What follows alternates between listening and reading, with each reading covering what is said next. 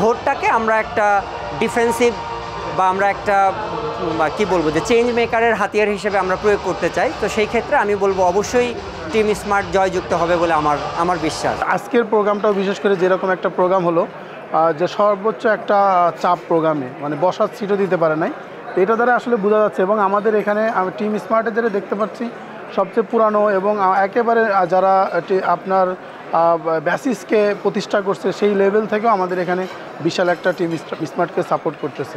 আমাদের এই ইন্ডাস্ট্রির সবচেয়ে বড় যে জায়গাতে কাজ করা দরকার তা হচ্ছে পলিসি অ্যাডভোকেসি, এবং এই পলিসি অ্যাডভোকেসিতে আমার কাছে মনে হয় এলিট ভাইয়ের থেকে ভালো কাজ এই 33 জন ক্যান্ডিডেটের কেউ করতে পারে না। এই কথাগুলোই বলে দিচ্ছে বেসিস নির্বাচনে ভোটারদের প্রথম পছন্দ টিম স্মার্ট। আসছে বেসিস নির্বাচনে প্রতিদ্বন্দ্বী 3 প্যানেলের মধ্যেই এই প্যানেলকেই সমর্থন দিচ্ছেন ভোটাররা।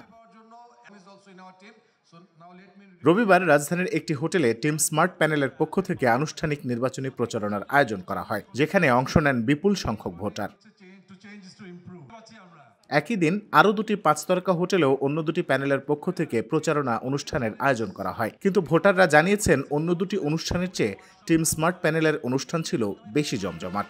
বলতে গেলে ঠেলাঠেলি ভিড়, এক পর্যায়ে তো ভোটারদেরকে জায়গা দিতেও আয়োজকদের হিমশিম খেতে হয়েছে। তারুণ্য ও পরিবর্তনের মানসিকতা দুয়ে মিলে টিম স্মার্টকে করে তুলেছে এবারের নির্বাচনের সবচেয়ে শক্ত প্রতিদ্বন্দ্বী বলে জানান বেসিসের সাবেক নেতারা।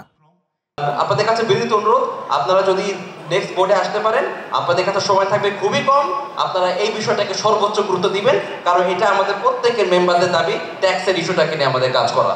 আমি সবাইকে অনুরোধ করব যে টিম স্মার্টকে সাপোর্ট দেওয়ার জন্য। যে কোনো একটা প্যানেলকে যান, একটা প্যানেলকে না দিলে আসলে কাজটা হয় না, এবং সেটার পরিণতিগুলো আমরা দেখেছি গত কয়েক বছরে।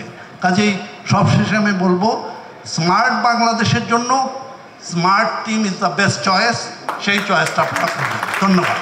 স্বল্প, মধ্যম ও দীর্ঘমেয়াদী পরিকল্পনার কথা মাথায় রেখে নির্বাচনী প্রতিশ্রুতি দিচ্ছে টিম স্মার্ট প্যানেলের সদস্যরা, যা আদতে বদলে দিতে পারে এই শিল্পের বর্তমান চিত্র।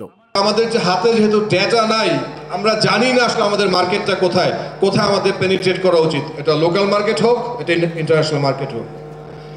আরও একটা জিনিস আমরা আবিষ্কার করলাম, যে আমরা এই রুমের সবাই জানি, সেটা হচ্ছে আমাদের হিউম্যান রিসোর্স নিয়ে যে ঘাটতি, সেই ঘাটতির কারণে আমরা অনেক ক্ষেত্রে চাইলেও বড় হতে পারছি না। আমরা এই বছরের মাঝামাঝিতে we are about to land 5,000 crore টাকা for the next 4-5 years,